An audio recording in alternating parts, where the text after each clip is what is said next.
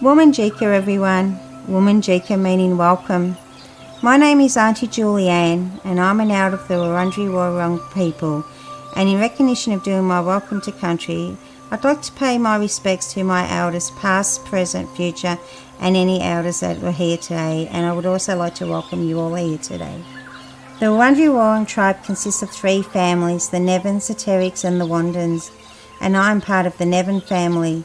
The 3 families all descend from one woman called Annie Barratt, which makes us one big family. Annie Barratt is the youngest sister of William Barratt, a pioneer for Aboriginal people in the 19th century, fighting for equality and land rights. I'm here today to welcome you all to the land of my ancestors. We call the land within our tribal boundaries our country. The Kulin Nation, Kulin meaning man, is made up of 5 groups. They are the Wurundjeri Woi-wurrung, Boonwurrung, Tanarong, Watharong and Dja-dja-wurrung. And to give you an outline of the Wurundjeri country and the area we cover. Wurundjeri country extends from north to the Great Dividing Range, east to Mount Baw Baw, south to the Moorallie Creek and west to the Werribee River. We cover a diverse range of land from the mountains to the beach and everything in between. Many thousands of years ago, if an Aboriginal person from another tribe wanted to cross our boundary, they would have to sit at the boundary and wait for the Narragator, which is the headman, or an elder to come past to give permission to cross. Traditional Aboriginal culture was highly territorial, and visitors risked a violent reprisal for crossing a tribal or clan boundary without this permission, and this is how a welcome to country originated in our culture. Traditionally, being welcomed onto country meant you respected Bunjil's law. Bunjil, the wedge-tailed eagle, is our creator, and Wah the crow is our protector. And as long as you looked after the country, you had access to our waterways and our land resources. And when you enter our country, we ask that you respect our resources, our fauna, flora and water, as they are very special to us. And when you are ready to leave, we ask that you leave it the way you found it.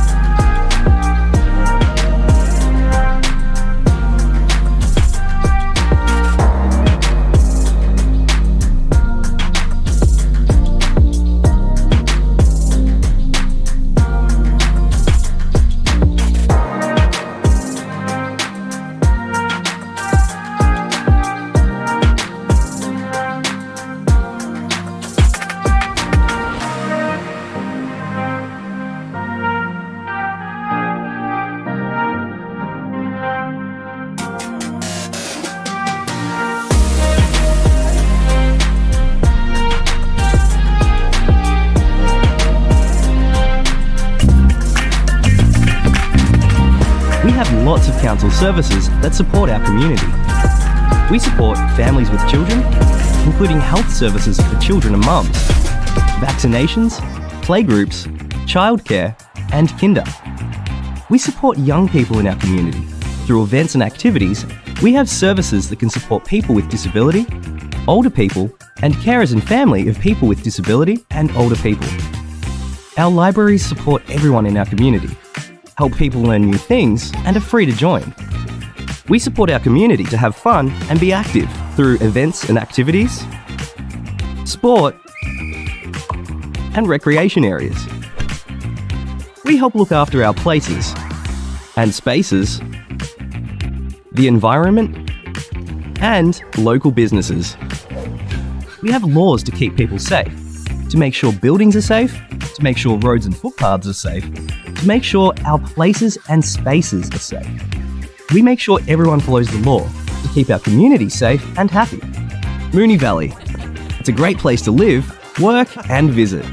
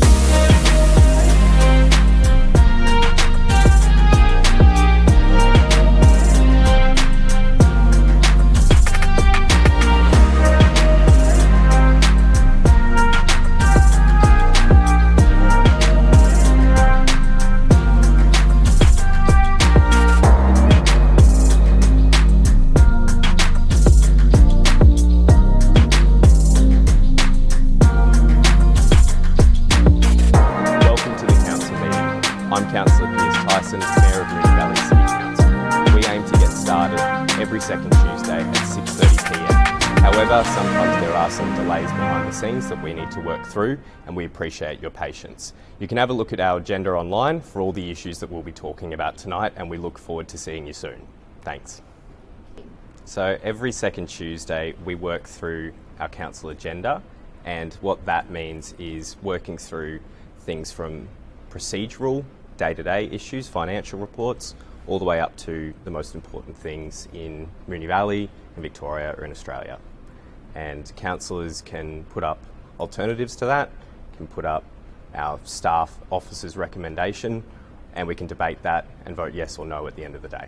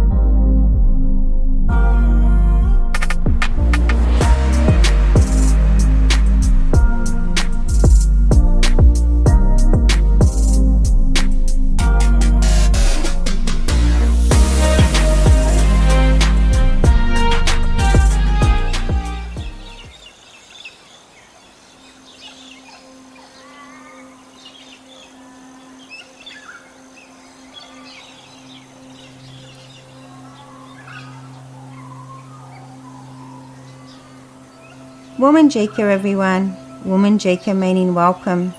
My name is Auntie Julianne, and I'm an elder of the Wurundjeri Woi-wurrung people. And in recognition of doing my welcome to country, I'd like to pay my respects to my elders, past, present, future, and any elders that were here today. And I would also like to welcome you all here today. The Wurundjeri Woi-wurrung tribe consists of 3 families, the Nevins, the Terricks, and the Wandans, and I'm part of the Nevin family.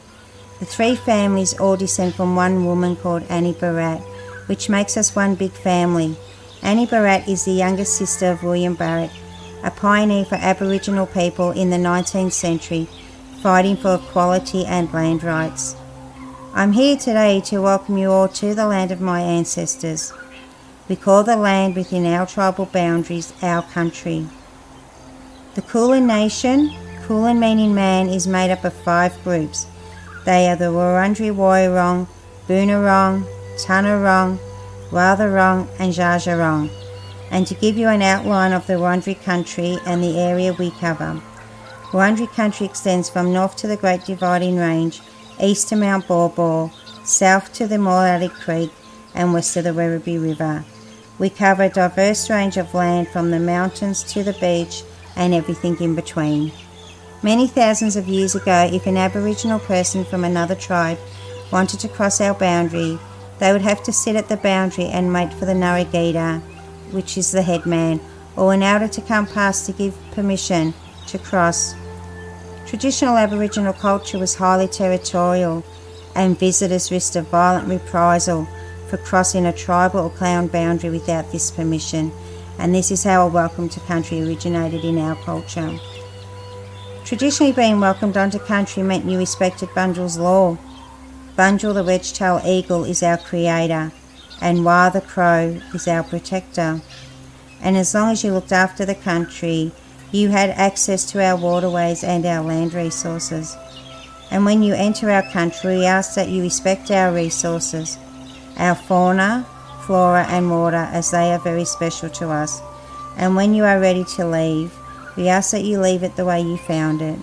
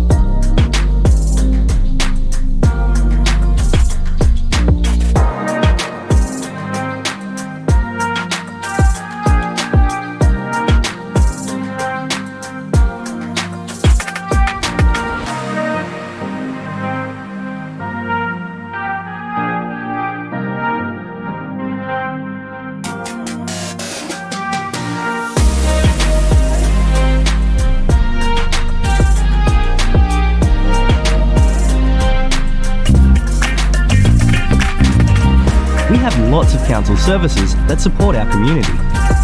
We support families with children, including health services for children and mums, vaccinations, playgroups, childcare, and kinder. We support young people in our community. Through events and activities, we have services that can support people with disability, older people, and carers and family of people with disability and older people. Our libraries support everyone in our community, help people learn new things, and are free to join. We support our community to have fun and be active through events and activities, sport, and recreation areas. We help look after our places and spaces, the environment, and local businesses. We have laws to keep people safe, to make sure buildings are safe, to make sure roads and footpaths are safe, to make sure our places and spaces are safe. We make sure everyone follows the law to keep our community safe and happy. Moonee Valley. It's a great place to live, work, and visit.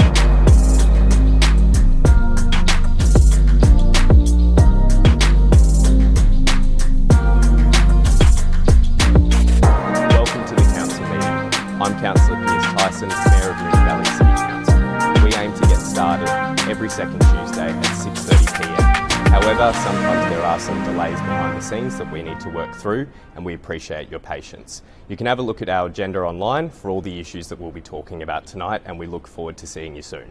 Thanks.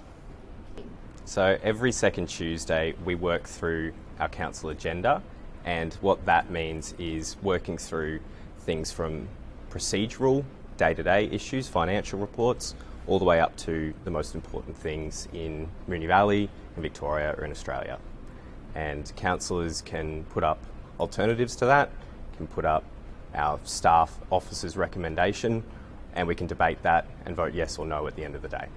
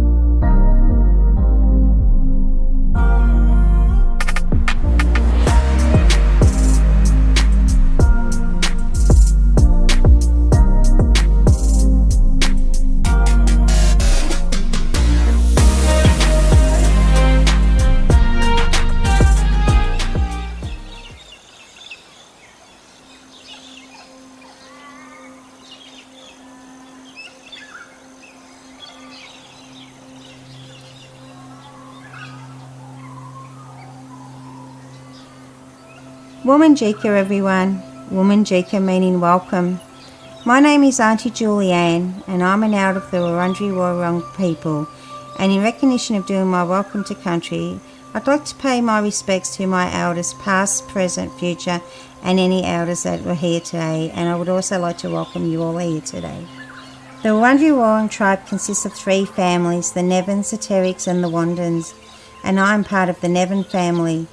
The 3 families all descend from one woman called Annie Barratt, which makes us one big family. Annie Barratt is the youngest sister of William Barratt, a pioneer for Aboriginal people in the 19th century, fighting for equality and land rights. I'm here today to welcome you all to the land of my ancestors. We call the land within our tribal boundaries our country. The Kulin Nation, Kulin meaning man, is made up of 5 groups. They are the Wurundjeri Woiwurrung, Boonwurrung, Tanarong, Watharong and Dja-dja-wurrung. And to give you an outline of the Wurundjeri country and the area we cover. Wurundjeri country extends from north to the Great Dividing Range, east to Mount Baw Baw, south to the Morley Creek and west to the Werribee River. We cover a diverse range of land from the mountains to the beach and everything in between. Many thousands of years ago, if an Aboriginal person from another tribe wanted to cross our boundary, they would have to sit at the boundary and wait for the Narragadah, which is the headman, or an elder to come past to give permission to cross. Traditional Aboriginal culture was highly territorial, and visitors risked a violent reprisal for crossing a tribal or clan boundary without this permission, and this is how a welcome to country originated in our culture. Traditionally, being welcomed onto country meant you respected Bunjil's law. Bunjil, the wedge-tailed eagle, is our creator, and Wah the crow is our protector. And as long as you looked after the country, you had access to our waterways and our land resources. And when you enter our country, we ask that you respect our resources, our fauna, flora and water, as they are very special to us. And when you are ready to leave, we ask that you leave it the way you found it.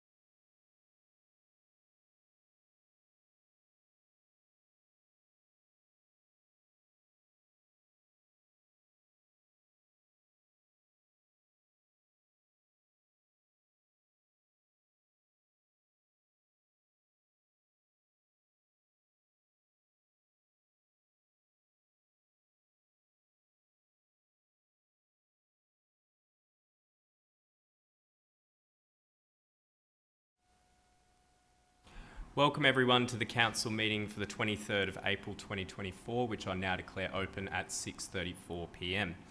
I'd like to warmly welcome members of the public who've joined us in the gallery tonight, as well as those watching at home live on the internet. As well as being live streamed, the video recording of this meeting will be available on our website, so attendees in the gallery are advised that your presence may be recorded. I also ask that mobile phones be switched to silent mode during the meeting, and a reminder as well that as per Governance Rule 75.1, personal video and audio recordings are not allowed. On behalf of Moonee Valley City Council, I respectfully acknowledge the traditional custodians of the land on which we meet, the Wurundjeri Woiwurrung people of the Kulin Nation, and pay my respects to their spirits, ancestors, elders and community members, past, present and emerging. Item 2 is apologies and leave of absence. We have a full complement of councillors, as well as one vacancy. Item 3 is the confirmation of minutes. Councillors can have a mover and seconder that the minutes from the council meeting held on Tuesday, the 9th of April 2024 be confirmed. It's moved Councillor Bedio, seconded Councillor Sypek. Councillor Bedio, would you like to speak to the motion? Councillor Sypek, would any other councillor like to speak to the item? If not, I'll put that to the vote. All those in favour? It's carried unanimously.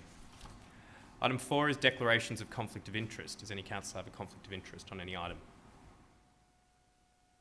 Councillor Isa. Thanks, Mayor. I have a material interest in agenda item number 9.6. As I'm a bank signatory for the Flemington Theatre Company, my son's a secretary of the not-for-profit organisation, and the Flemington Theatre Company hires the Clock Tower Centre annually for our performances. Thanks. Thank you. Are there any others? Councillor Adams. Thanks, Mayor. I've got a general conflict of interest in item 9.7, and it's to do with the J.A. Fullerton Pavilion. My brother is a coach for the junior team there. Thank you. Thank you. Are there any others? If not, we move on to item 5, presentations. Councillors, do we have any presentations tonight? Councillor Sypek. Thank you, Mr Mayor. It's just in regards to the East Kill RSL on Sunday. They had their Anzac Day day over there because a lot of the soldiers, a lot of the people there like to go to the Anzac Day march on Thursday, and they can't have it on the same day because obviously there's so they do it on the Sunday beforehand. We were very fortunate to have the Deputy Premier there. He made his attendance. He's quite a regular there as well too, so that was very good to see. They did a great job. They always do. I strongly recommend everyone to go to the dawn service this Thursday at the East Kill RSL. They really put on a good show. There's a shot of rum there if you want, or you can have a great breakfast there with bacon and eggs and beans and whatever suits you, and it's great to catch up and talk to some of these people, some of the Vietnam veterans, some of their stories. It's great to listen to them, and I strongly recommend going down there on the Thursday morning.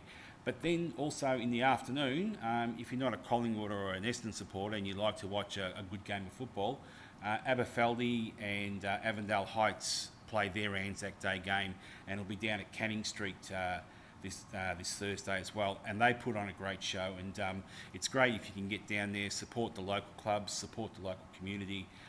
It's a great day out, and it doesn't cost anywhere near as much as the MCG does. Thank you, Councillor Sypek. Do any other councillors have presentations? Councillor Isa. Thanks, Mayor. I'd just like to share a couple of books from some book launches that have taken place over the past couple of weeks. Neil Cole has been a long-term Flemington resident. I think he might have just recently moved to North Melbourne, but we'll forgive him.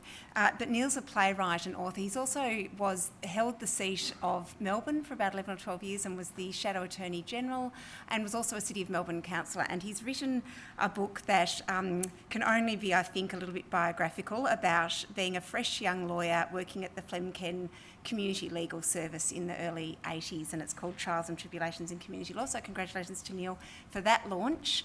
And I also attended a book launch of an anthology of poems called Waves by Miski Noor, Abdullahi, and Miski is a very active member of the Somali community in Flemington, North Melbourne, and held a book launch on Saturday at the Jering Flemington Hub that was attended by a lot of locals. So congratulations to Miski for her anthology of poetry.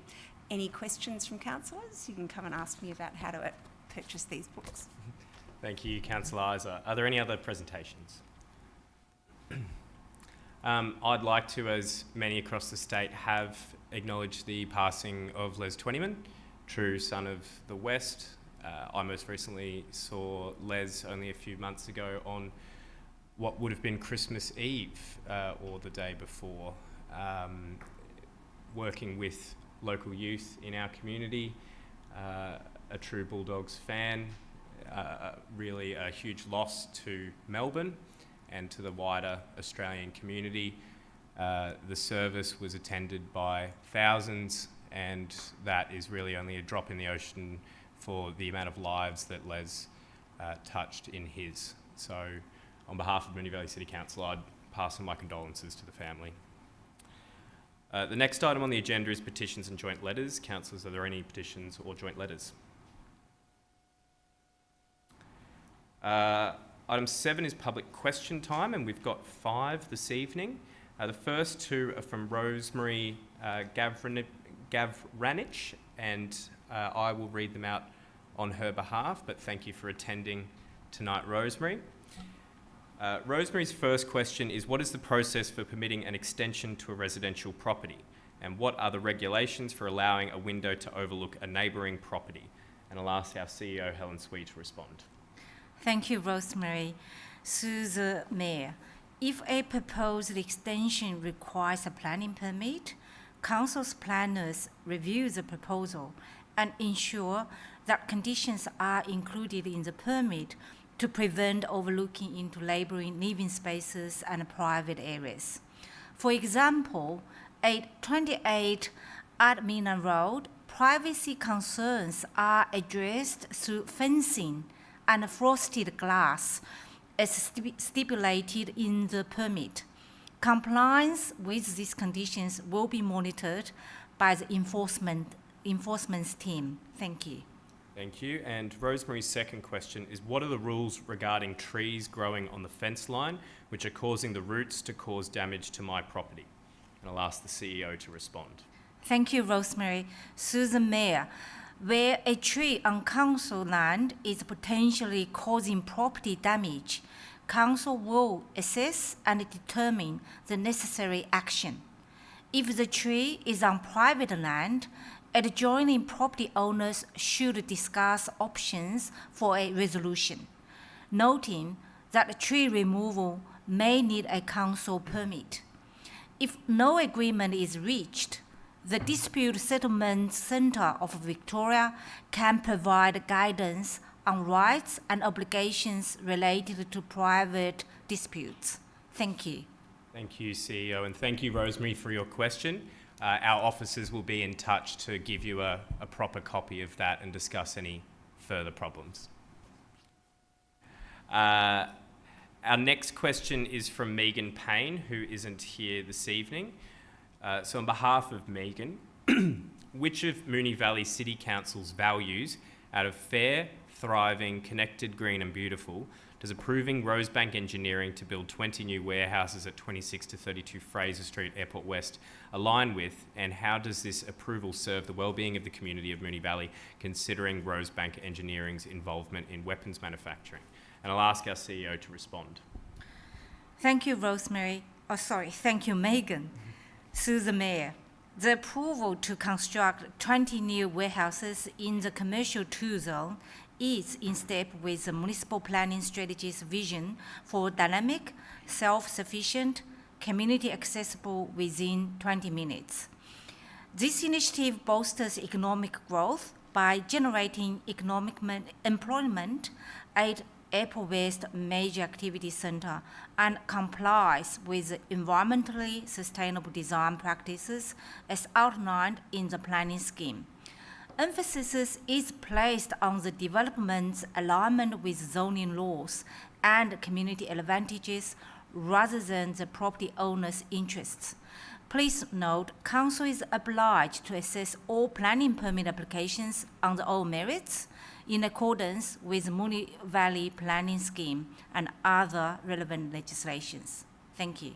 Thank you, CEO. The next two questions are from Logan Shields, who isn't here this evening. So Logan's first question is, how many officers work in the sustainability and conservation teams? I'll ask the CEO to respond. Thank you, Logan. Through the Mayor, the sustainability, conservation, and tree planting teams have a total of 12 officers in a mix of full and part-time roles. Officers from various other areas, such as business support, communications, tree maintenance, and community engagement, offer additional support. Broader areas of Council also support environmental sustainability through the work by encouraging active transportation, reducing organic waste in landfills, cutting emissions in Council buildings, and incorporating water-sensitive urban design in parks and streets. Thank you. Thank you. Logan's second question is, does Council consider the number of officers in these teams sufficient to deliver on the targets and funding reserves, such as the interim tree canopy or emissions reduction target / reserve, within the set timeframes? And I'll ask the CEO to respond. Thank you, Logan. Through the Mayor, Council's goals for increasing tree canopy and reducing emissions are shared goals across Council and community, and collaborative action is needed. Council aims to lead by example in sustainable operations, knowledge sharing, and promoting zero-emission technologies. Various teams, beyond just sustainability and conservation, contribute to these objectives. Thank you. Thank you, CEO. Item 8 on the agenda is reports from delegates. Councillors, do we have any reports as your responsibility as delegates? If not, we move on to item 9, reports. And item 9.1 is MV/48/2023 at 65 to 67 Rose Street, Essendon. Councillors, the officer's recommendation is on the screen. Do I have a motion? Councillor Sharp. Thank you, Mayor. I have an alternative motion. Thank you. The motion reads that Council resolves to issue a notice of decision to refuse to grant a permit in relation to planning permit application number MV/48/2023 at 65 to 67 Rose Street, Essendon, in brackets lots 1 and 2 on title plan 396355K, end of brackets, for the construction of a multi-storey building, use of the land for dwellings, and a reduction in car parking requirements, subject to the following grounds. 1, the proposed building height, scale and massing fails to meet the objectives and strategies of clauses 15.01-1S urban design, 15.01-1L urban design, 15.01-2S building design, and 15.01-5S neighbourhood character of the Moonee Valley Planning Scheme, and would result in a building design and siting outcome that fails to positively contribute to the local context and enhance the public realm. Point 2, the proposal fails to meet the objective and strategies of clause 15.03-1S heritage conservation of the Moonee Valley Planning Scheme, as it does not ensure the conservation of places of heritage significance nearby. 3, the proposal fails to satisfy the following standards contained within clause 58 apartment developments of the Moonee Valley Planning Scheme, and does not achieve an acceptable outcome in terms of the following objectives: A, clause 58.03-5 landscaping, and B, clause 58.01-04-1 building setback, and 4, the proposed development is an overdevelopment of the land. Thank you, Councillor Sharp. Is there a seconder? Councillor Adams.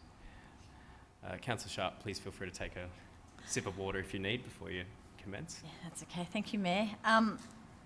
Look, I understand that this development application is obviously in our Rose Street, which is a commercial 1 zone. Notwithstanding that, I will also note that there was a consultation meeting held last year which was attended by the Mayor, and I will note that the applicant has amended the drawing somewhat to alleviate some of the issues and concerns brought up at that meeting. But for me, look, it's a 700, there's a few issues for me personally, and this is why I've put up the refusal. But it's a 733 square block of land, which is pretty much the size of a standard house block, that is proposing to have built on it a Part 6, Part 7 story building, which is 22 metres high. Rose Street is a bustling little centre within Eston. Obviously, it's close to the train station, and there's public transport, there's buses, trams, trains, everything there. So yes, it is a place that we want to see development, but the structure plan that we have as a gauge of what we'd like to see across this centre be built is earmarks this site to be 4 stories, whereas this proposal is Part 6, Part 7. So obviously it's a lot higher than the structure plan allows. Other buildings have been built within the facility over the last number of years, and the maximum height sitting at there is 5. One's Part 5, Part 6 story. That's 81, which is down a bit further, but 65 is pretty much right. 65, 67 is pretty much right in the part of Rose Street where it's incredibly busy. It's certainly not a corner block, so it's not a significant site or anything. And there is a laneway behind it, but the height of this building, in my opinion, will vastly be vastly detrimental to the residents next door, behind, I should say, not next door, to the residents in Flower Street behind. It's noted in this proposal that, or in this report, that there will be overshadowing, but the overshadowing is not significant and will not cause issues. Well, I beg to differ on that, because I've seen firsthand the large developments that have occurred on Mount Road and Keilor Road, and what has resulted in the overshadowing of the buildings behind, which is in the residential streets such as Richardson Street and the like. So the same is going to happen here, and I really I can't support a building of this height at this location, considering the impact that it will have. There's no doubt that it will have major impact on the residents of Flower Street.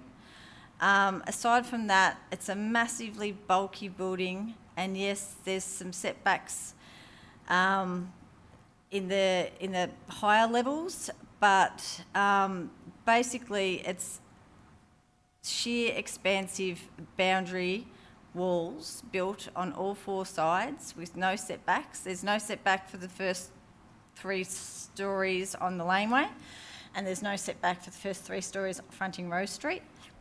So for me, it's just far too big and massive, basically.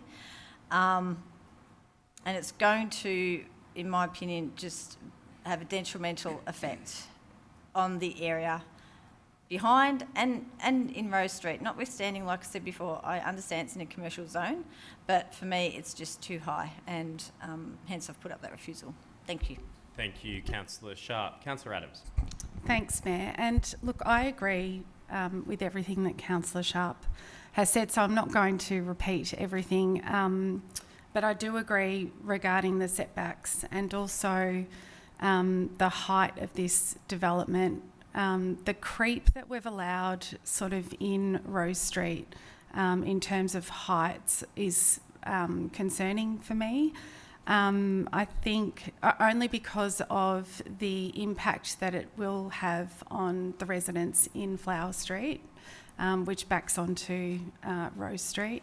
So, as Councillor Sharp said, there's 2 existing multi-storey buildings there, one that's 5 and one that's 3 stories.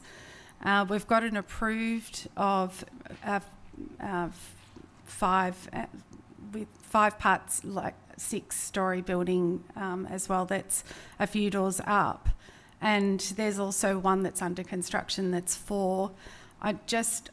The creep that we're allowing there to, if this does go through to, a 7-storey, Part 7-storey building, is just concerning for me. So I can't support. So I'll support the refusal. Thank you. Thank you, Councillor Adams. Would any other councillor like to speak? Councillor Sypek. Thank you, Mr Mayor. I've had a look at this proposal a number of times. I've driven out there, had a look at this place. I'm not happy with the height, but that's what the application is right now. And the applicant has modified and adjusted, and he's made concessions to what he originally had there. So my biggest concern is if this does get refused, he has the option then to go to VCAT and remove all those conditions and go back to what he originally had. That's my biggest fear, and that's probably a worst case scenario to what's going to happen there. So do we look at this plan in what we've got now and look at it that there has been concessions made here, or do we take the chance that we might get something worse? So I'm still not sure, and I'd still like to hear from others to see which way I might go with this. Thank you, Councillor Sypek. Would any other councillor like to speak? Councillor Bedio. Sorry. Thanks, Mayor. Through you, I won't be supporting the motion that's before us, and I will foreshadow the officer's recommendation should this motion fail. Overall, I think that the application is an excellent response in a location that is suitable for higher density development. I've said this in the past, we're in a housing crisis at the moment. I can appreciate that the application and the development exceeds what was approved in the 2015 structure plan. However, that's 9 years ago now that we're looking at that structure plan, and so much has changed in the housing realm. So much has changed in terms of the housing statement, in terms of the housing crisis. And what we really need in Moonee Valley is diversity of housing. We need to provide housing for young people, young families. We need to make those options open to them. And I think this development is a great example of something that can help achieve that. It's in a great location, right across from a train station. That's where we want these higher density developments to take place. That is the perfect location for it. And unfortunately, there will be some impact to those surrounding those areas. But I don't think we have an option. I think we really need to be opening up and supporting applications like this that provide that diversity of housing, that support renters, that support young families, that support young people wanting to stay and live in Moonee Valley. Or else if we continue to knock back applications such as this, we're going to be at a loss in the future. We're going to have people leaving Moonee Valley at such a rate because they can't afford to get housing in Moonee Valley. So I'll foreshadow the officer's recommendation and just say that I won't support the refusal. Thank you. Thank you, Councillor Bedio. Would any other councillor like to speak? Councillor Hodgson. Thanks, Mayor. Look, I've gone really back and forth on this one because there are things about the application that I like and there are things that I don't like. The things that I like are that the crossover driveway onto Rose Street will be removed through this application, and that removes the conflict between pedestrians in a busy neighbourhood activity zone and cars crossing the footpath in Rose Street. The flip side of that is that all cars that are accessing this site are going to do it via Flower Street, and Councillor Sharp has outlined the impact that will have on the residents in that residential zone. So, you know, that one doesn't really help me to reach a decision on the application. I don't like that there's a removal of a lot of canopy trees on the site. There is, although that's the case, and it's to be expected, as Councillor Betty has outlined, this is a prime site for development, so it's to be expected that development would require removal of trees. The removal of the crossover does provide an opportunity for an extra on-street car park and also more street trees to be planted. So again, you know, that doesn't really help me. I've got a pro and a con there. It does assist with the housing crisis that we face, but it is inconsistent with the guidance, the structure plan that we have, which is guiding development in this precinct. And I do understand that that's, you know, statewide planning, strategic planning for the city has occurred since we endorsed that plan. what it does do in compliance with the structure plan is to have that 3-storey street wall with then big setbacks for the levels above 3 stories. In the structure plan it says you should just have 1, they've added 2 and then a further assessed 6th level. Before my time runs out, I will just also say I was wrapping my head around the part 6, part 7 story thing, and understanding that the height it presents as 6 stories to Rose Street. The half of the site plan that has a 7th story is actually a lower ground level as the fall towards Flower Street, so it's kind of the part 7 is below rather than above ground. I wish that the courtyard was a bit bigger and allowed for a more deeper planting, and one of the officer's conditions in the officer's recommendation is to revisit the landscaping and provide for more planter boxes and planting where possible. I'm on the fence. I'm probably leaning towards not supporting the refusal, but yeah, it's a tough one. Thank you, Councillor Hodgson. Would any other councillor like to speak? Councillor Byrne. Sure. Thanks, Mayor. So, I suppose the feedback that one thing is for sure is we're in a housing crisis. And then the second thing I hear is that if you're going to put lots of development somewhere, don't do it in our residential streets. Like this is on Rose Street. You're standing in front of what probably our most prominent train station in, this probably Essendon and Moonee Ponds would be our biggest train stations in our city. You've also got great bus networks and great tram networks really close by.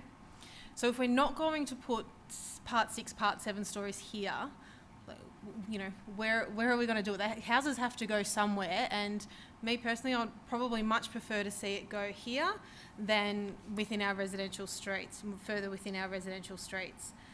I think there's been some really good debate across the chamber. The in and out into Flower and the effect on Flower is of concern, but I feel like if you're backing onto a commercial 1 zone, like where you are, you should probably be expecting some sort of development. I think one of the reasons why the state government has been so, I've got to think of an appropriate word and it's just not coming, not one that I can say in the chamber, but it's not happy with council decisions sometimes when it comes to planning, and why there is that talk of council having some planning taken off us is because we're not approving things like this and it's slowing the whole process down. So I think that I'm probably more on the side of not supporting this refusal at this particular time. I think that structure plans that were adopted in 2015, there's just been so much movement that's gone on since then, and probably six-ish stories around Rose Street is, I think, what's going to be expected going forward. Thanks, Mayor. Thank you, Councillor Byrne. Councillor Ozzie, you're the only councillor. Would you like to speak? Only because there's been quite a lot of debate. I'll just make my position known. Look, I guess there's obviously the housing issues present and relevant, and we do need to be really conscious of that in all our decision making, but we also do need to be aware of the planning scheme and making sure that the argument around housing doesn't override the elements of the planning scheme that are there to balance amenity against development and growth. That's what the planning scheme sort of helps to guide us through that navigation. The question was just raised, where are we going to put housing if it's not opposite a train station and in a shopping strip? Well, I think we've probably been given that answer by the state government recently in terms of the North Essendon and Nidri Activity Centre focus. And I was just quickly bringing up the map for myself just to try to work out exactly where that lay with respect to this development. And so the state government has asked us to focus our housing development to the north of this precinct and not identified this particular precinct as where that high density of housing needs to necessarily be concentrated. But I take the this is a tricky one, and it's the sort of development that we're going to have to work out how to deal with as we look at the changes to the intensification in those activity centres. Thank you, Councillor Isa. Councillor Sharp, as there has been some dissent, would you like a right of reply? No? In that case, I will put the motion to the vote. All those in favour? It's Councillor Adams, Councillor Isa, Councillor Sharp, Councillor Tyson. All those against? Councillor Bedio, Councillor Byrne, Councillor Hodgson, Councillor Sypek. On the casting vote of the Mayor, I declare that motion carried. We now move on to item 9.2, endorsement of the revised community grants policy for community consultation. I'll give governance a moment to put that on the screen. Thank you. Councillors, the officer's recommendation is on the screen. Do I have a motion? Councillor Isa. Thanks, Mayor. I'd like to move the officer's recommendation. Thanks. Thank you. Is there a seconder? Councillor Hodgson. Councillor Isa. Thank you, and thanks very much to the officers for their work in taking our resolution from earlier this year and crafting that into a solution through our grants program. What we identified earlier in the year was that something that's come up a few times actually is our grants process is a little bit clunky, clumsy and slow for dealing with urgent and larger sums of money that we're sort of, I guess, emergency or support services are looking for some assistance from council. And the point that we made earlier in the year was that those organisations do a lot of work that otherwise council would need to be doing, and they do work, whether it's the SES who's clearing trees, dealing with emergency situations, or whether it's organisations like Helping Hand, that was the subject of discussion at the time, giving meals daily to people and helping people furnish housing in in situations of crisis.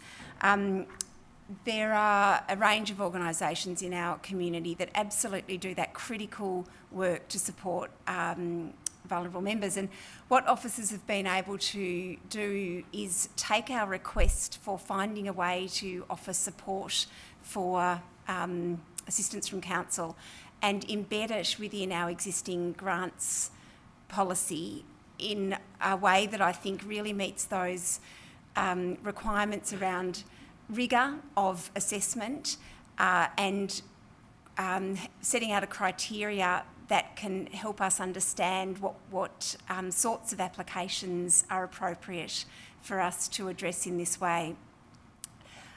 So the idea with this is that this particular grant stream will be open all the time for organisations who provide the sort of support I've just described to apply to council for quite significant funding, up to $20,000 per application, and then the stream is to be capped at $50,000 annually. And the decisions would then be assessed by, or the application would be assessed by officers and then come to council for decisions. So I think it's neatly met the challenge that we perhaps set officers in our resolution earlier this year to trying to help us find a way to help organisations who are helping our community. And I'm really delighted that they've managed to find a way for us to provide that support. Thank you, Councillor Isa. Councillor Hodgson. Thanks, Mayor. Look, I don't have much to add to that. I agree. I am really pleased to see this solution found for the problem that we faced, and I hope that, I recall in debate on the matter when it was in front of us last time, there were concerns shared around the chamber about how do we develop a process by which we can respond to these urgent and extraordinary circumstances for organisations who provide a critical service for our residents, but do that and maintain sort of rigour and transparency and proper processes through the way that we expend money. And so I think it's a really great outcome, and I hope that it allays the concerns that were raised through that earlier debate, as it certainly does for me. Thank you, Councillor Hodgson. Would any other councillor like to speak to the motion? If not, I'll put that to the vote. All those in favour? It's carried unanimously. Item 9.3 is the endorsement of draft art and heritage collection policy for community consultation. Councillors, the officer's recommendation is on the screen. Do I have a motion? Councillor Bedio. I'll move the officer's recommendation. Thanks, Thank mate. you. Is there a seconder? Councillor Hodgson. Councillor Bedio. Thanks, Mayor. I'll be brief. It's obviously quite a self-explanatory report. However, in the arts and culture strategy, which we've called Igniting Creativity in Moonee Valley 23 to 27, it did call for an amendment to this policy to bring it in line with the objectives of the updated arts and culture strategy. And so that's what officers have done, and I thank officers for putting in the work for updating the strategy and bringing it to us. Happy with the strategy as it reads and happy to support. Thank you, Councillor Bedio. Councillor Hodgson. Thanks, Mayor. Yes, I agree with that. The current policy that we have was developed in 2010. It was well due for a refresh, and great timing as one of the first ways that we can start to implement our arts and culture plan, Igniting Creativity, to take this policy and align it. So the recommendation is to put out to community engagement, and because the two policies are actually, whilst they serve the same purpose of helping us to define how we collect, commission and store and display our art collection, the two policies are quite different. So I imagine that following community engagement and a final report to adopt a new policy, we'll also be revoking the old one. The policy also does something that our policies for a few years that have been coming through the chamber does, and it separates out things that are procedure and operational guidelines. So it just neatly makes this a high-level strategic document. The policy aligns with the three pillars that are in our arts and culture strategy, and that's about it. It helps us to focus what we're going to purchase, what kind of artwork we will purchase and commission, which is celebrating the local identity, who we buy it from, who we commission, so supporting local artists, and also how we display it and allow people to have access to it, so sharing it with our community, which are all really great elements of our Igniting Creativity strategy. Thanks. Thank you, Councillor Hodgson. Would any other councillor like to speak? If not, I'll put that to the vote. All those in favour? It's carried unanimously. Item 9.4 is endorsement of Mayoral Christmas event. Councillors, the officer's recommendation is on the screen. Do I have a motion? Councillor Isa. Thanks, Mayor. I'd like to move an alternative motion that reads that Council resolves to A, endorse option 2 as the preferred model to deliver an annual Mayoral Christmas event for the community. B, allocate $15,000 excluding GST to this event from the existing operational budget. And C, note that the details will be determined by the Mayor of the day. Thank you, Councillor Isa. Is there a seconder? Councillor Hodgson. Councillor Isa. Thanks, Mayor. So last Christmas Day we held our inaugural Mayoral Christmas brunch, and I just want to really take the opportunity actually to thank Gina's Kitchen, Mio Dolce and Sharon's Catering Service for helping us to put that event on. It was put together very speedily.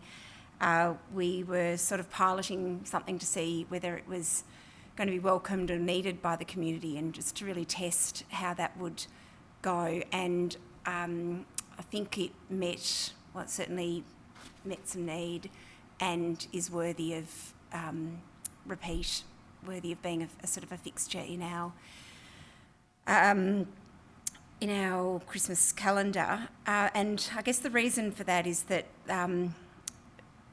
we have some really hard-working organisations across the municipality, but for the most part, they're exhausted at Christmas, and they want to give their volunteers a rest on Christmas Day. And when I spoke to Helping Hands and People's Pantry and Essendon Baptist Church and Farnham Street Neighbourhood House and Wintringham and Wingate Avenue Community Centre and Dwell, They all were so grateful that someone else might be willing to organise some lunch for people in need, and that their volunteers weren't going to necessarily be asked to do that. And that's the reason for moving from the officer's recommendation of option 3 to option 2, because option 3 was around council providing some monetary assistance, but relying on hardworking volunteers and organisations to do the heavy lifting. And that's precisely what I guess was valued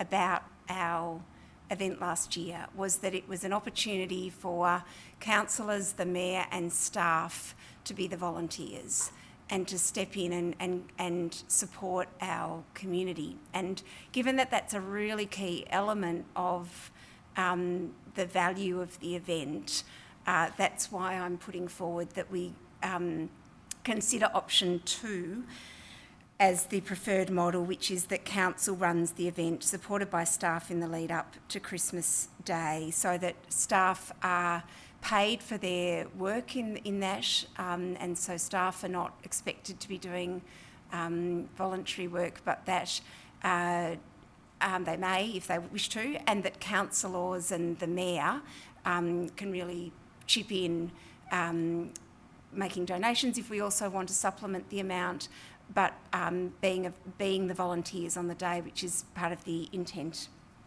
I do note in the report that it's really interesting that none of the councils contacted provide a meals service on Christmas Day, and I guess my response to that is that if that makes us the only council in Melbourne to provide meals for our community and host an event on Christmas Day, well then I'm doubly proud of Mayor and whoever gets involved to provide this. Last year we had family and friends also helping out. The CEO's children were commandeered into giving name tags to people and did that very well. So it was a real opportunity for lots of people to give back to the community. It's also interesting, the report notes that no community meal events are identified in Moonee Valley for vulnerable people on Christmas Day, and I think that evidences the point that the organisations made to me, which is that they are tired by Christmas Day. Their volunteers are exhausted and they don't want to ask their volunteers to have to put in effort over Christmas Day. That said, we had a number of people volunteering as transport and support workers on the day to help people come, so they were still volunteering but were able to relax and enjoy lunch and be served by mayor and councillors and family and friends. So I hope that colleagues might also be willing to support option 2 in that amount of funding, and hopefully this event will go ahead this year. Whether or not we're on council should be part of it, perhaps we can just come along and volunteer in whatever capacity. Thanks. Thank you, Councillor Isaac. Councillor Hodgson. Thanks, Mayor. Look, I'll just add that I'm a bit of a Christmas tragic, and I was sad not to be able to come to this last year because I was out of town for Christmas with family. But the way that this event ran last year, I think really embodies the Christmas spirit and what I love so much about Christmas, and that's the generosity of people wanting to provide a place for people who might not have something to do on Christmas Day to come along. And so I agree with everything that's been said already by Councillor Isaac. I think that there was a comment at one point, Mayor, you said that the call out had gone to council staff to see who would like to contribute some time to this event, and you were worried at one point that you'd have more volunteers than people coming to the breakfast or the brunch. I'm pleased to say that we had a good turnout from the community, so we had a nice balance there. But I think it does go to how willing our staff are to be a part of what is a really heartwarming event. So I'm happy to see it go ahead next year in a similar fashion with a little bit of financial assistance to make the planning of it perhaps a little smoother, and perhaps that budget includes a little bit of the in-kind support that the report talks about with organisation before the day. That's really all. Happy to support this. Thank you, Councillor Hodgson. Would any other councillor like to speak? Councillor Adams. Just really quickly, I'm really proud of this event. I was able to bring my children to it on Christmas Day, and it was lovely to demonstrate the gift of sort of giving rather than receiving. So it was, it's a really great event, and I think that it'll evolve each year, and really happy to support this. So thank you. Thank you, Councillor Adams. Would any other councillor like to speak? Councillor Byrne. Thanks, Mayor. I'm happy to support this because I like that point C has been put in there. The reason being is that in the report it has that the $15,000, or I think it's $14,500 or so, is for about 100 people, which is sort of that 100 works out to be about $150, like what it would be, about $150 a head for the 100 people, and I think that that's probably on the upper end. I would like to see like a lot of people, more people coming, probably at a slightly lower cost, if that makes sense. So I feel like there's with this motion that's been put forward, whilst it's endorsing option 2, there is that wiggle room to be able to do that. I've mentioned before that I'd love to see our libraries open over the Christmas period. I just feel like Christmas can be a really lonely time for a lot of people over that break, and a lot of our surrounding municipalities, Maribyrnong, Merribeck and Brimbank, last year they had their doors open, not on Christmas Day, but they over that period more than us. And I feel like, I don't know, if there was some way that it was able to be wiggled in, as I said, it is for the mayor of the day to sort of work things out in that space, obviously, with whoever, without crossing into that operational space. But I'd just love to see more people involved, and us helping people who really need it on Christmas Day and around that time, but not necessarily fewer people for a higher expense. Thanks. Thank you, Councillor Byrne. Would any other councillor like to speak? Councillor Sharp. Thank you, Mayor. I wasn't able to get to this event last year, but I can say that I thought it was a really great initiative from yourself, Mayor, and Councillor Isa to even think of doing something like this on Christmas Day, because it had never been, or has never been done before.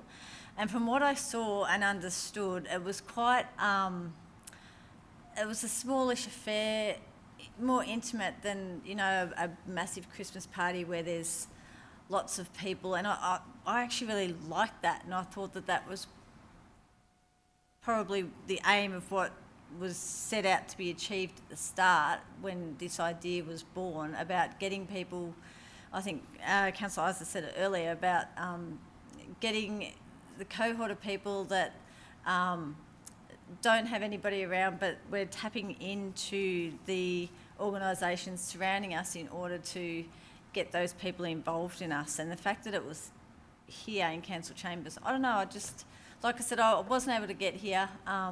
My kids would have killed me if I left the house, but from what I saw, it looked really, really nice. And yeah, well done to all involved and our staff that were here on the day too, obviously. But yeah, I don't know, I thought it was really great. So hopefully it can continue and evolve and get better each year. Thank you. Thank you, Councillor Sharp. Would any other councillor like to speak? If not, I'll put that to the vote. All those in favour? And that's carried unanimously. Thank you, councillors. And I'd also like... Can I seek a 2-minute adjournment? Is that okay? Certainly, Councillor Bedio. I will adjourn the meeting for 7 minutes until 7:30, and we'll return soon.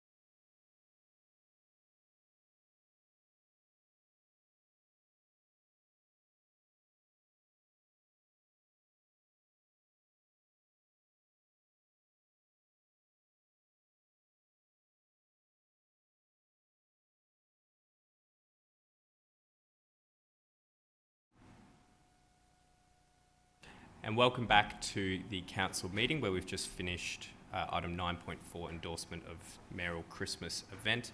I'd also like to thank our wonderful councillors and staff and their families who contributed on the day and prior. Special thanks to Councillor Isa and Sharon Keppel for the hard work that they put in bringing that together. Item 9.5 is response to notice of motion number 2023/38, dog park in Moonee Ponds. Councillors, the officer's recommendation is on the screen. Do I have a motion? Councillor Bedio. I'll move the officer's recommendation. Thank you. Thank you. Is there a seconder? Councillor Adams. Councillor Bedio. Thanks, Mayor. Look, I'll be brief. Firstly, I'd like to thank officers for compiling this report. It was in response to a notice of motion I moved late last year, and it's something that is quite close to my heart. It's something that I really believe in, that we need a dog park in Moonee Ponds. Something that I get asked for quite regularly by locals in Moonee Ponds, in particular those who live in the apartment developments in MPAC, noting the lack of public open space, and public open space in particular for dogs. So I thank officers for putting together this report. I'm also excited about the concept of option 1 in particular around the establishment of a temporary park. I think that's a fantastic option. There's so many spaces and car parks in MPAC where that could be a reality.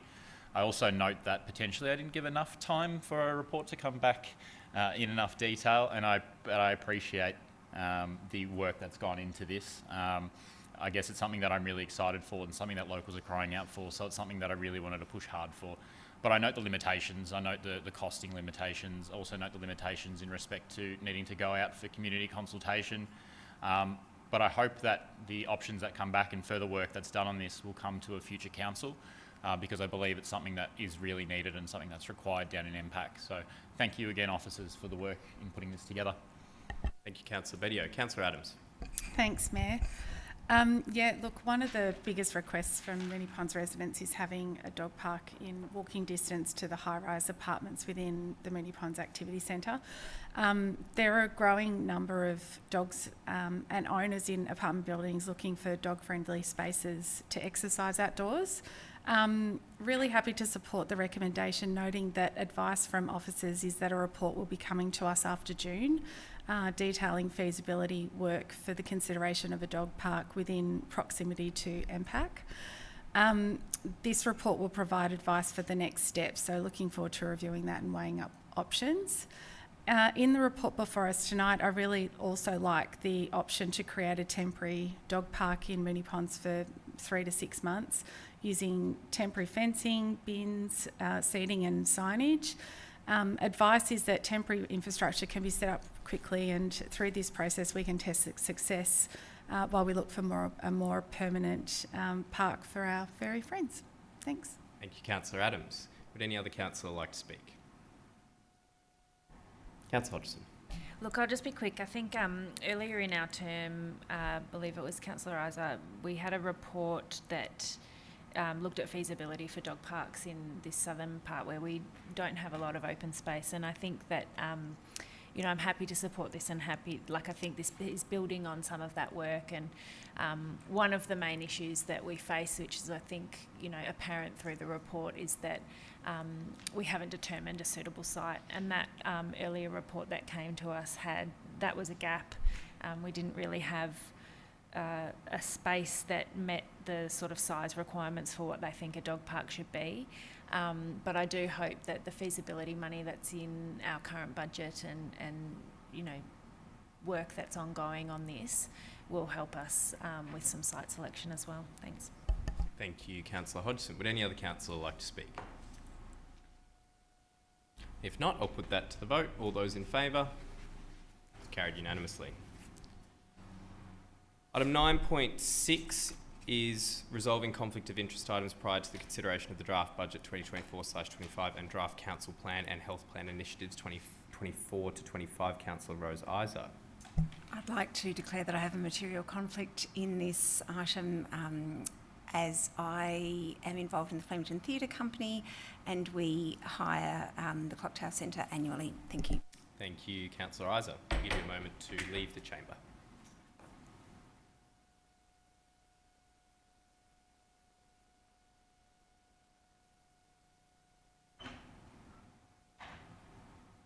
Councillors. The officer's recommendation is on the screen. Do I have a motion? Councillor Hodgson. Thank you. I'll move the officer's recommendation. Thank you. Is there a seconder? Councillor Bedio. Councillor Hodgson.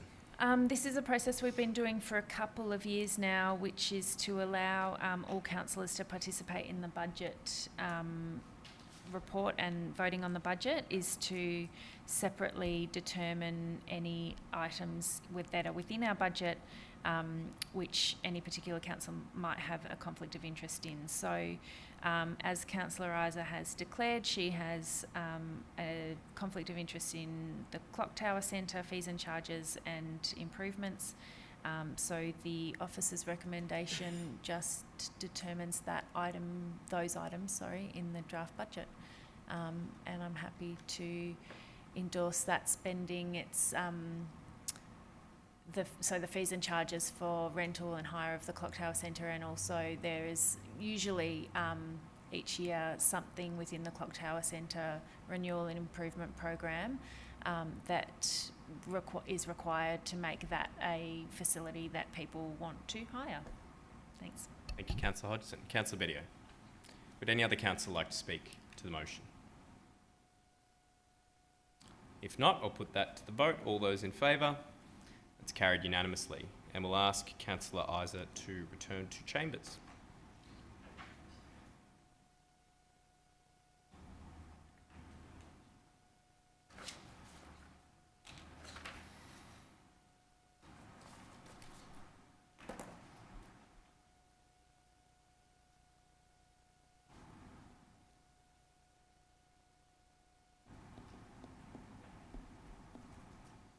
Item 9.7 is resolving conflict of interest items prior to the consideration of the draft budget 2024/25 and draft council plan and health plan initiatives 2024 to 25. Councillor Ava Adams. Councillor Adams. Thanks, Mayor. I have a general interest conflict with this item due to my brother being a junior coach for the Moonee Ponds Soccer Club that has allocation at J.A. Fullerton Pavilion. Thank you. We'll give you a moment to leave the chamber.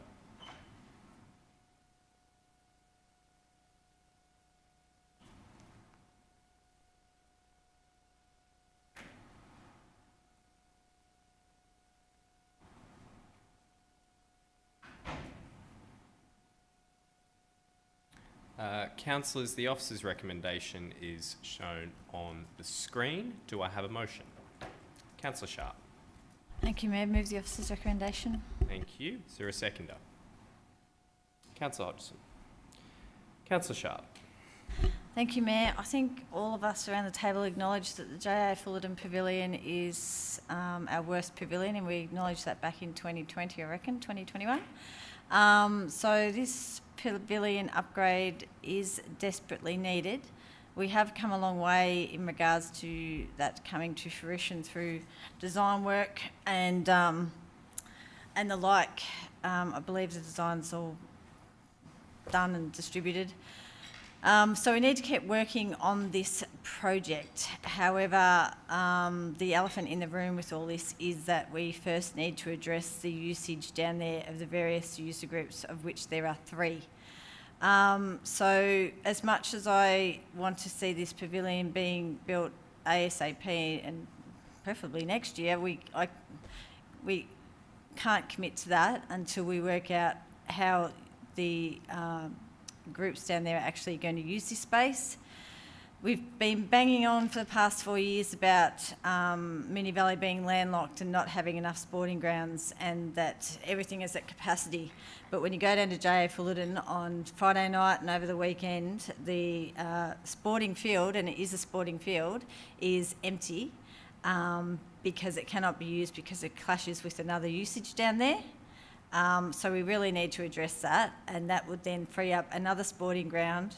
And like I said, it is a sporting ground to be used, but it's a hurdle. And look, it's delicate and it's sensitive, and understanding all that, we need to make the hard decisions, and we need to get things done, and we need to fix this pavilion in whichever way, shape or form we do it. It needs to happen. It is the worst pavilion within our entire municipality. So I'm looking forward to seeing further work done on this, and hopefully we can sort out the usage arrangements down there as a matter of priority. Thank you. Thank you, Councillor Sharp. Councillor Hodgson. Thanks, Mayor. Look, similar to the previous item, this one is to allow Councillor Adams the ability to vote on the budget by determining the item in which he has the conflict before we get to the draft budget item. This one falls into the works carried forward, and I think Councillor Sharp's outlined some of the reasons why there might have been a few delays to progressing sort of scoping and design for this piece of work. So the 176,000 is a line item in our budget for this year, and I'm happy to support the officer's rec. Thank you, Councillor Hodgson. Would any other councillor like to speak? Councillor Byrne. Thanks, Mayor. Just as Councillor Hodgson said, it's $176,000 for design and improvement work to the JA Fullerton Pavilion. So it's not, it is design and improvement work, just to have that clear. There's not the any other words in that line at this point in time. Thanks. Thank you, Councillor Byrne. Would any other councillor like to speak?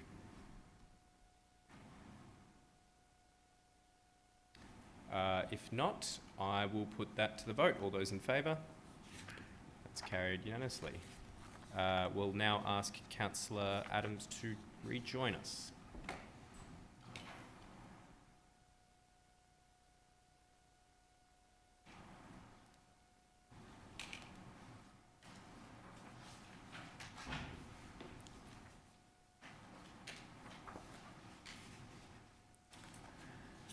Councillors, 9.8, Draft Budget 2024/25. The officer's recommendation is shown on the screen.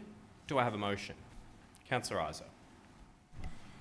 Thanks, Mayor. I'd like to move an alternative motion, and I'll need to read, it's quite lengthy, I'll need to read it all out, I'm afraid.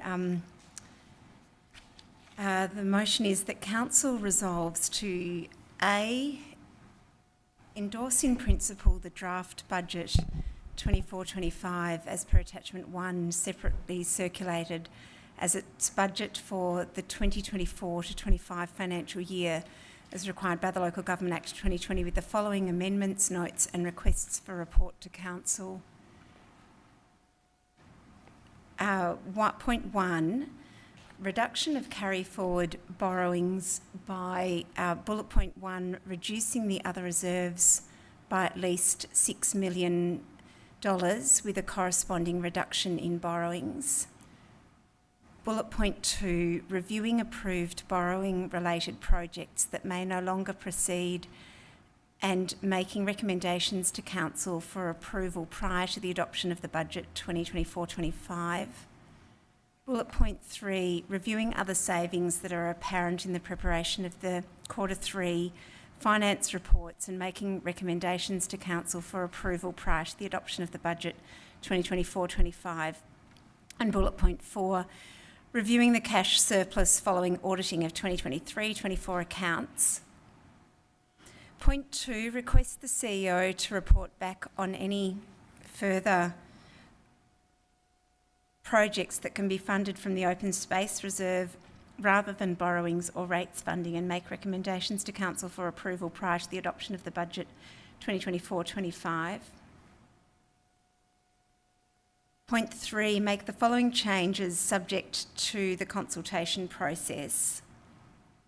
Bullet point 1, reallocate $250,000 of the planning and feasibility funding to the Community Carbon Emissions Reduction Reserve and provide an updated list of proposed spending of the Planning and Feasibility Fund for 2024-25, ensuring this funding is spent on projects with a high likelihood of being delivered.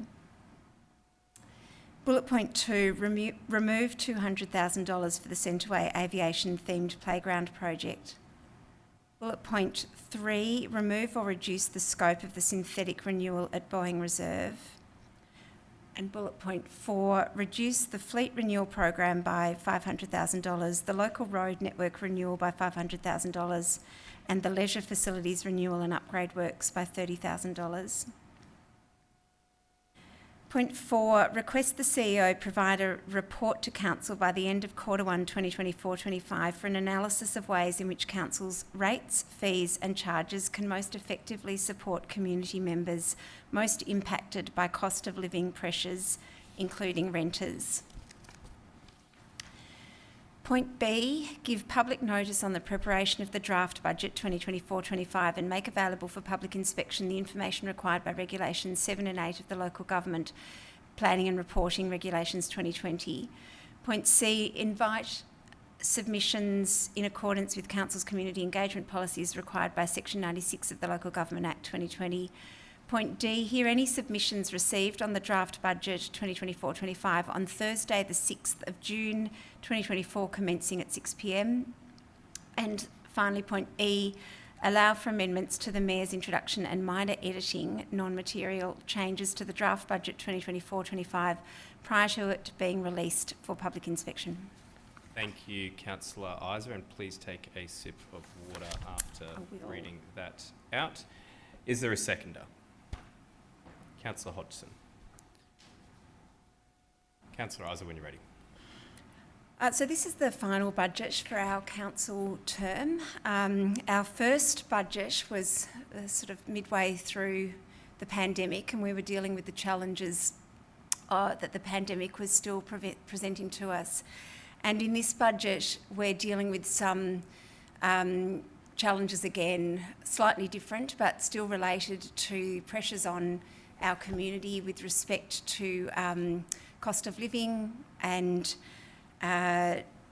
probably some legacy impacts following the pandemic. And so we're really conscious as a council and as an organisation, but particularly as a council, group of councillors, of really trying to address some of those pressures that our community continues to indicate to us that they're feeling.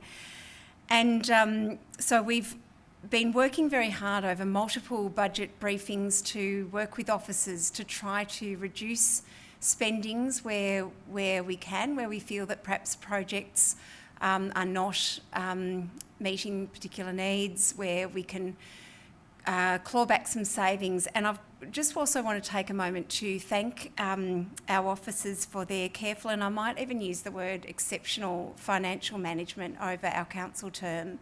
Our CEO and team have worked incredibly hard for us every single year to find savings where we can in a very difficult construction environment where we just see costs blow out extraordinarily. And this is a sector-wide, statewide, nationwide experience for governments trying to deliver projects, and our CEO and team have worked as hard as they can to deliver within our financial parameters.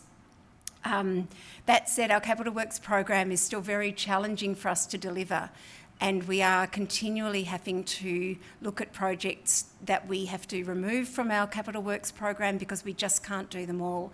And in this budget, our final budget for our council term, I guess we're trying to find what are our real priorities. Not be an electioneering council, but a really diligent and responsible council in completing some projects that we've been working away on, and not overextend our capital works such that the incoming council is left with a real financial burden. And that's one of the reasons that this alternative motion looks at very carefully at our borrowings. We've accumulated some approved borrowings over our term where our CEO and financial team have managed to actually they've not required to actually take out those loans. So we have not, as a council, borrowed anything more during our council term. And thank you again to the team for managing our finances so well in that regard. But we've approved borrowings in line with our planned Capital Works program. So we're just reviewing that in this alternative motion to just look for where we actually don't need to approve those borrowings in this term to make sure that we're not overextending in any way. We're also just looking at some of our reserves that we have, particularly our open space reserve, where we've got considerable funds there, but we're still waiting for our open space strategy to really guide our expenditure of that reserve, because the point of that money is to expand open space for our increasingly dense dense housing areas to really create some green space. So we're just, I guess, looking at working out whether we're spending that money in the way that it is intended. The changes in point 3, one of the things I think we're proud of as a council is setting up our community carbon emissions reduction fund, when we wanted to put some more money into that fund, and just scale back on the planning and feasibility of projects that might just be creating plans to sit on shelves if we can't actually afford them in our long-term capital works. There are some other changes there just in point 3. And point 4, if I will just speak to that really quickly, which is, I guess I feel that point 4 is a really important one, just doing some work to work out how we can best help our community to meet those cost of living challenges. We need to do a piece of research work to best understand which fees and charges vulnerable people in our community, where we can perhaps offer some relief most effectively. I'll leave it 2-minute extension. No, it's okay. It's fine. No, I don't need it. It's fine. I'll grant a 2-minute extension to all councillors who want to take it up on the substantive motion, as it is the budget. Thank you, Councillor Isa. Councillor Hodgson. Thanks, Mayor.